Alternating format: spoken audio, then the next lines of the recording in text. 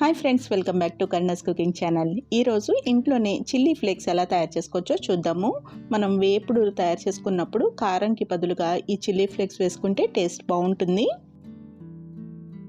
Chilli flakes తయారు చేసుకోవడానికి స్పైసీగా కావాలి అనుకుంటే గుంటూరు మిర్చి తీసుకోవచ్చు. కొంచెం కారం తక్కువగా కావాలి అనుకుంటే కాశ్మీరీ రెడ్ చిల్లీ తీసుకోవాలి. ఎండుమిరపకాయలకి ముచ్చుకులు తీసేసుకుని ఇలా గింజలు కూడా తీసేసుకోవాలి. బాగా స్పైసీగా కావాలి అనుకుంటే గింజలు కూడా వేసుకోవచ్చు. నేనైతే గింజలు తీసేసి తయారు చేస్తున్నాను. ఒక 20 నుంచి 30 వరకు ఎండుమిరపకాయలకి ఇలాగే తొడుములు తీసేసుకుని గింజలు కూడా తీసేసుకుని రెడీగా ఉంచుకోవాలి. ఎండుమిరపకాయల నుంచి గింజలు సరిగ్గా రావట్లేదు అంటే ఒక్కసారి ఎండలో పెట్టుకున్నాం అనుకోండి, లోపల గింజలు ఈజీగా సపరేట్ అయిపోతాయి.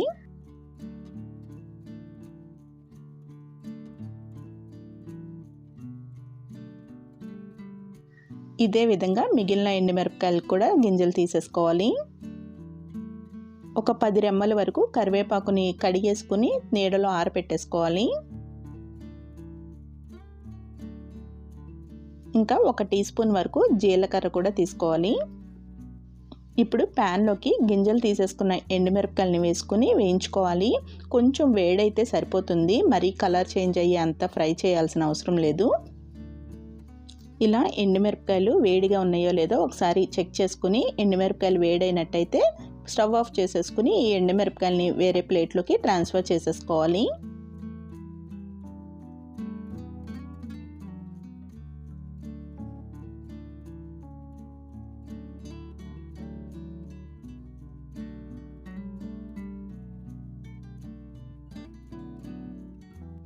ఇప్పుడు సేమ్ ప్యాన్లో కడిగి నీడలో ఆరబెట్టుకున్న కరివేపాకు కూడా వేసుకోవాలి.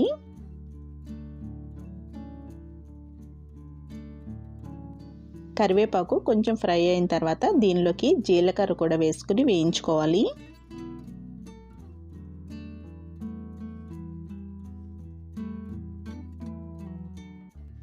కరివేపాకు ఇలా ఫ్రై అయిన తర్వాత స్టవ్ ఆఫ్ చేసేసుకుని ప్యాన్కున్న వేడికి ఇంకొంచెం సేపు ఫ్రై చేసుకుంటే పచ్చిదనం పోతుంది.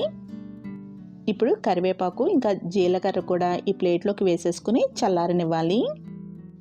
చల్లారిన ఎండుమిరపకాయలు, కరివేపాకు ఇంకా జీలకర్ర కూడా మిక్సీ జార్లో వేసుకుని గ్రైండ్ చేసుకోవాలి. మరీ మెత్తగా పొడి చేసుకోకూడదు. మనకి చిల్లీ ఫ్లేక్స్ ఏ విధంగా ఉంటాయో అలా గ్రైండ్ చేసుకోవాలి. ఈ చిల్లీ ఫ్లేక్స్ మనకి బంగాళదుంప ఫ్రై చేసుకున్నప్పుడు, బెండకాయ ఫ్రై ఇంకా దొండకాయ ఫ్రై లాంటివి తయారు చేసుకున్నప్పుడు మనకి కారంకి బదులుగా ఇది వేసుకుంటే బాగుంటుంది.